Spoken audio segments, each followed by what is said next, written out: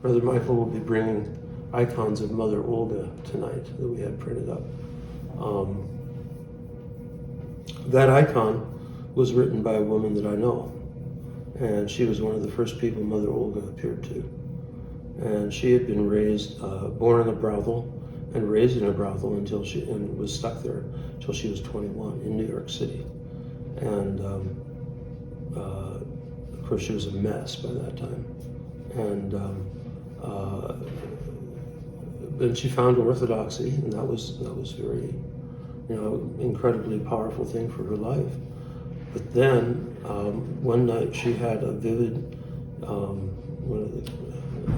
very vivid dream, kind of dream vision, like lucid dream. A lucid dream, in which this little tiny Oriental-looking lady, about yay high,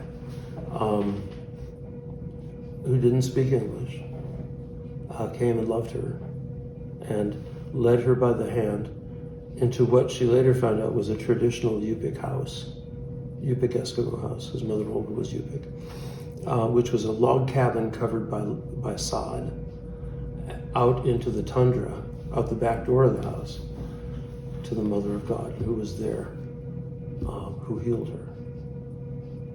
And she found that this was Matushka Olga. Well, eventually it got around that there were many other women who had suffered various kinds of abuse, who had been visited by Mother Olga. And so this huge veneration of her has arisen. But the lady but the icon that I have was written by this woman who had that vision, that first vision of her, at least the first one that we know of. And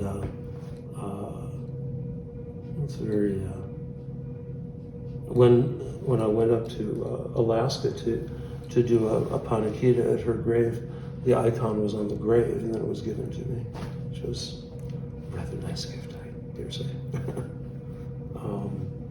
But she was also a midwife, as well as the wife of the priest in the village, and that was and she worked with the needy, the poor, the widows, and the orphans. Of course, in Native American communities that had been devastated by alcohol, and so there were lots and lots of widows and lots of orphans. People would kill themselves drinking, or they would go into despair and go out on the snowmobile into the snowstorm, and never be found again.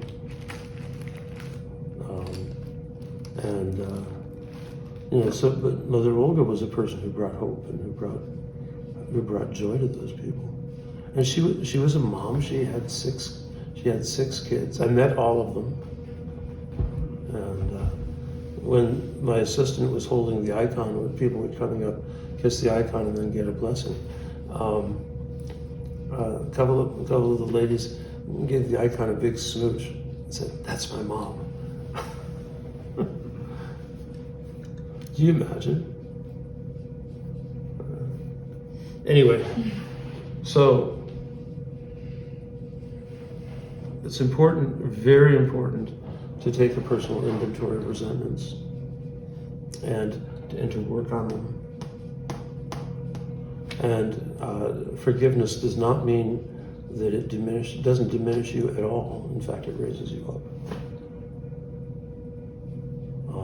Because all the self-justifications are just ego. We can't hate anybody. It's not allowed.